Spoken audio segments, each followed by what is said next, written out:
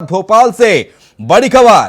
काम करने वाली स्मार्ट चिप कंपनी के जरिए ड्राइविंग लाइसेंस से लेकर बाकी आरटीओ संबंधी ऑनलाइन अपडेट के कार्य किए जाते हैं, जो अब परिवहन विभाग के लिए मजबूरी बन गई है। जबकि बाकी राज्यों में भी चिप कंपनियों पर गंभीर मामले दर्ज हैं। मध्य प्रदेश में कई बार प्रशासनिक कार्रवाई के बावजूद कंपनी सिर्फ इसलिए बच जाती हैं क्योंकि इनके पास परिवहन का डेटा मौजूद है। कंपनी के खिलाफ शिकायत मुख्यमंत्री, मुख्य सचिव, परिवहन मंत्री समेत समस्त जिम्मेदार को भेजी गई है।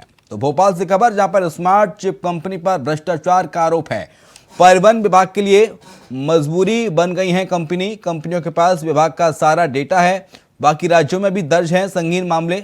आरटीओ में पूरी तरह सक्रिय है चिप कंपनी और इस पूरे मामले की शिकायत भी की गई है। हालांकि परिवहन विभाग के संज्ञान में भी यह पूरा मामला है।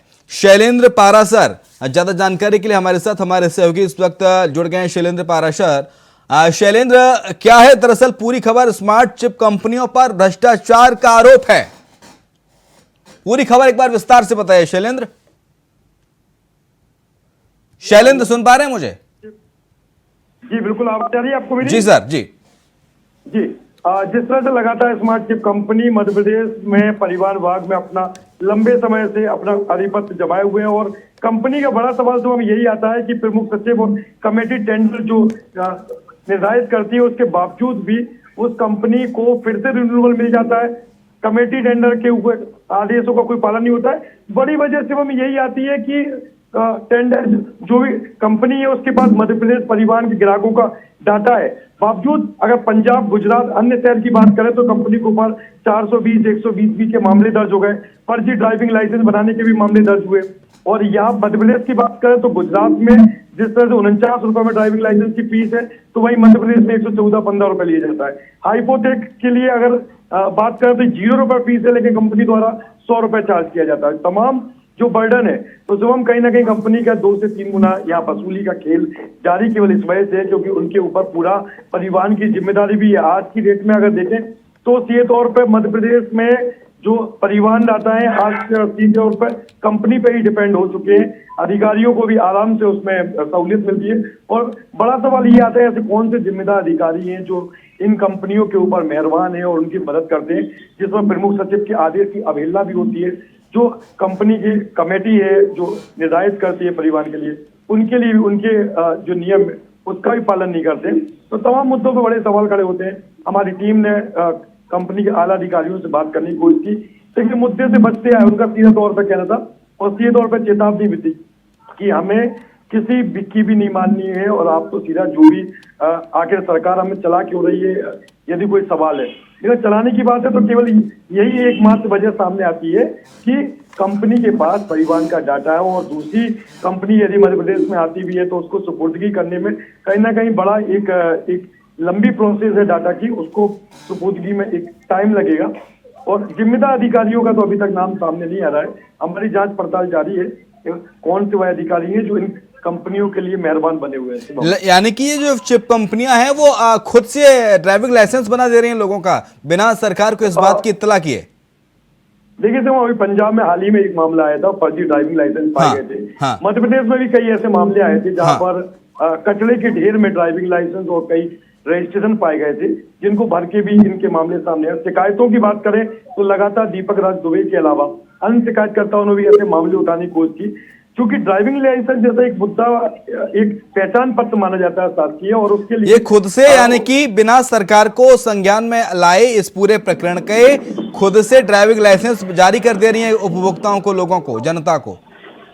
बिल्कुल, और ड्राइविंग लाइसेंस जैसा एक परिचय पत्र की तरह ही काम करता है। आज की डेट में अगर आइडेंटिटी कार्ड सरकार आधार कार्ड की तरह भी काम करता है और ऐसे चीजों पर अगर कचरे के ढेर में अगर ये सब चीजें पाई जाती तो परिवहन विभाग के संज्ञान में है ये पूरा मामला जो आपने बताया। अधिकारियों की साठगांठ से अगर चल रहा है तो परिवहन मंत्री है मध्य प्रदेश में गोविंद सिंह राजपूत, उनकी कुछ प्रतिक्रिया सामने आई, क्या कह रहे हैं वो?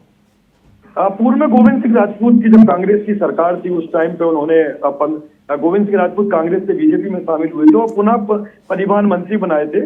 उसके पहले भी गोविंद सिंह राजपूत में कंपनी पे कार्रवाई की थी। प्रमुख सचिव ने भी कार्रवाई के लिए टेंडर कमेटी के लिए निर्धारित किया था। लेकिन बड़ा सवाल यही उठता है कि जब आदेश दे दिया था कंपनी पर जांच के लिए और दूसरी कंपनी की सपोर्ट की, तो आगे टेंडर रिन्यूअल कैसे हुआ? इन्हीं सवालों को जानने के लिए हमारी टीम ने कंपनी के अधिकारियों से बातचीत करने की कोशिश की, लेकिन हाँ। किसी ने भी बात करने की जिम्मेदारी नहीं उठाई है।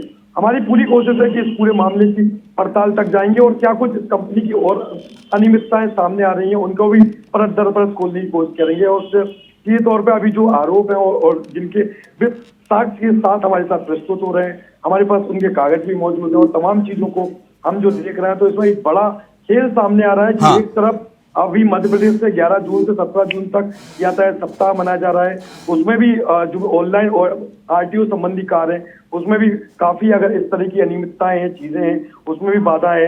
कई ऐसे मुद्दे आते हैं, अभी कभी उनके सॉफ्टवेयर काम नहीं करते हैं, तो कई बार इसका भी हवाला देते हैं। तो कई लोगों को अभी टीवीएस शोरूम द्वारा कई लोगों को वाहन प्रोवाइड कर दी गई, लेकिन उनको रजिस्ट्रेशन भी नहीं दिया गया। सैकड़ों वाहन चालक परेशान होते गए, वो अपने 1 साल से ऊपर होने जा रहा, उनके लिए आज भी रजिस्ट्रेशन नहीं मिलना भी एक बड़ा सवाल होता है। हालांकि इसमें जिम्मेदारी पल्ला जो मैं तो बता दूं, अधिकारी कंपनियों पे डाल देते हैं और कंपनी अधिकारियों पे डाल देते हैं। खेल बड़ा ये सामने आता है कि आखिर अगर जिम्मेदारी है सरकार की, भी उतनी जिम्मेदारी है।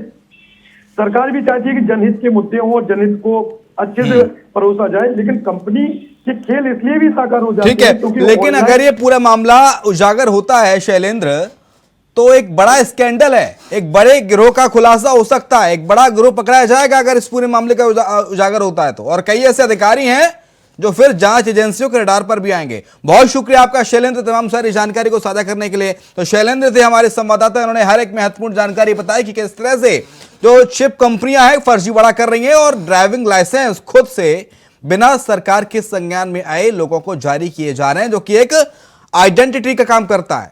इतना बड़ा फर्जीवाड़ा चिप कंपनियां कर रही हैं, अंदाजा लगा सकते हैं आप।